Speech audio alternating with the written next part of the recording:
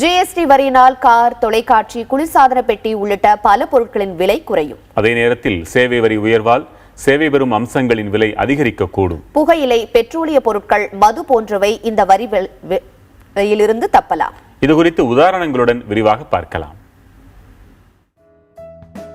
சரக்கு மற்றும் சேவை வரி எனப்படும் ஜிஎஸ்டி வரி அதிகபட்சமாக 18% இருக்கும் என்று அறிவிக்கப்பட்டுள்ளது. இது 6, 12 மற்றும் 18% என்ற அளவில் இருக்கும் என்று எதிர்பார்க்கப்படுகிறது. ஜிஎஸ்டி வரியால் கார் போன்ற ஆட்டோமொபைல் பொருட்களின் விலை குறையும். உதாரணமாக, காரின் விலை எப்படி குறையும் என்று பார்க்கலாம். இது கார்களின் அளவு, திறனை பொறுத்து மாறுபடும். தற்போது காரின் உற்பத்தி வரி 12 முதல் 27%, உள்கட்டமைப்பு கூடுதல் வரி 1 முதல் 4%, மதிப்பு கூட்டு வரி 12.5 முதல் 14.5%, சாலை வரி 3 முதல் 24% உள்ளது. இதன்படி தற்போது ஒரு காருக்கான மொத்த வரி விதிப்பு 28.5% இருந்து 69.5% இருக்கிறது. தற்போது ஜிஎஸ்டி அமலுக்கு வந்தால் அதிகபட்ச வரி விதிப்பு 18% இருக்கும் என்பதால் 10.5% இருந்து 51.5% வரை விலை குறையும்.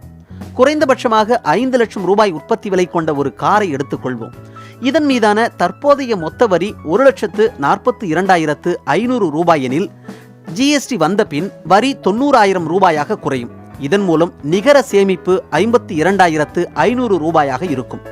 இதே காப்பீடு போன்ற சேவை துறைகளில் கட்டணம் உயரும். காரணம், 2015 பட்ஜெட்டின் படி சேவை வரி 14%, தூய்மை இந்தியா திட்ட கூடுதல் வரி 0.5%, கிருஷி கல்யாண் செஸ் 0.5% என ஒட்டுமொத்தமாக வரி அளவு 15% இருக்கிறது.